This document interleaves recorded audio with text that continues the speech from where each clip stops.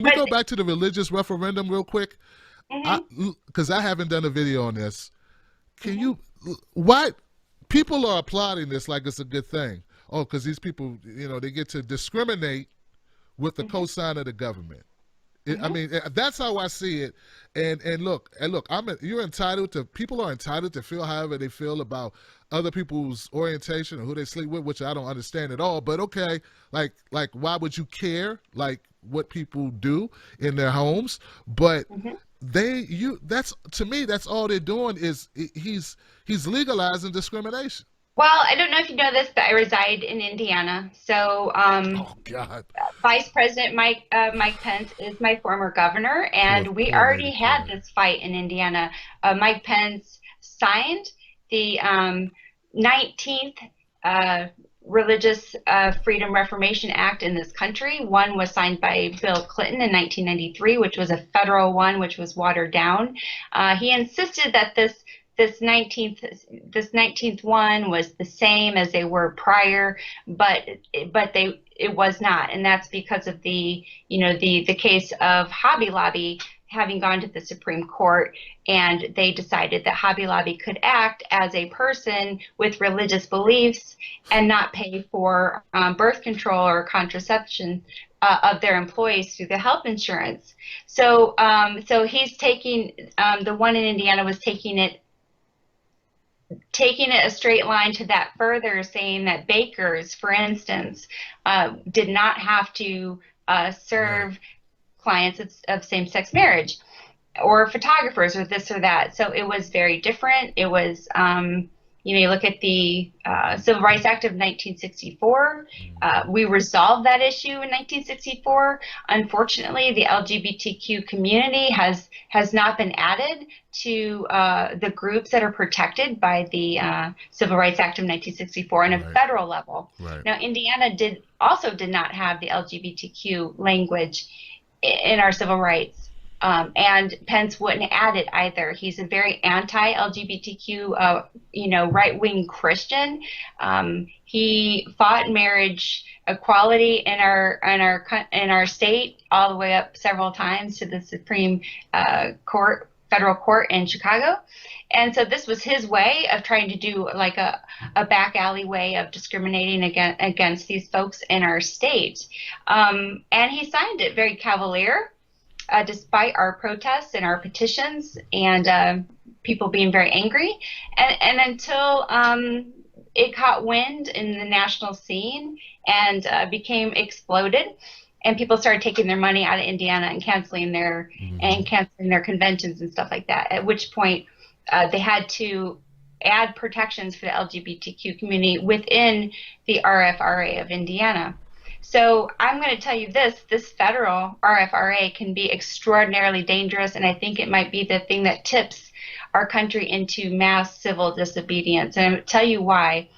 Is even though the Religious Freedom Reformation Act is supposed to be a very exceptional, rare instance where folks can use their deeply held religious beliefs to discriminate services against folks. This will embolden people across the country to believe that they can, even if Mm-hmm. that was not the intent of the law.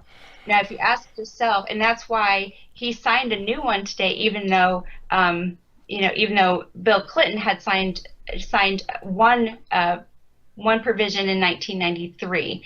So we already had those types of protections. Now he's extending religious protections to businesses, which was not in the original 1993.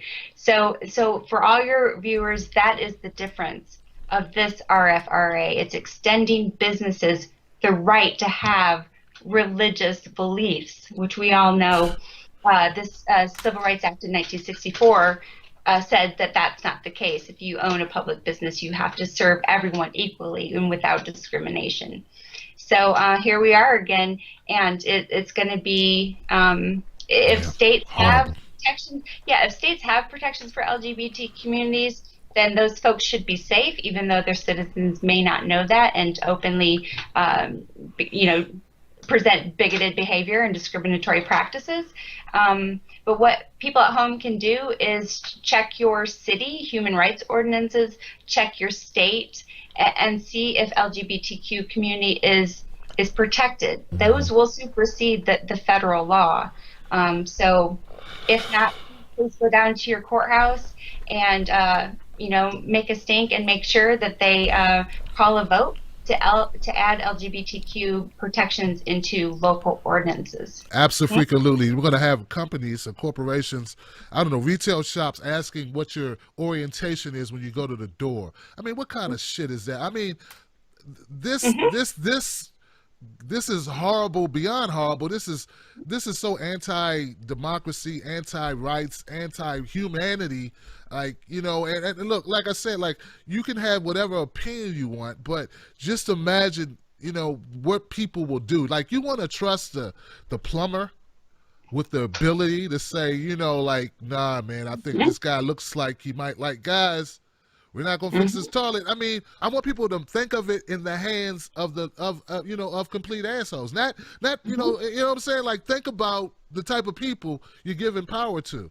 And first of all, it's a horrible concept anyway, I think. Oh yeah. You can't. A person's right to be a bigot will never supersede civil rights in this country, and neither should it. So if you are very concerned, like I am, besides hitting the streets and protesting, we all should donate to the ACLU, who've already tweeted today that they will be seeing Donald Trump's administration back in court, because this has to be against our Constitution. Absolutely. Gotta be. You killed that, by the way. All that historical data. I didn't know that Bill Clinton did that. Another reason for me not to like Slick Willie.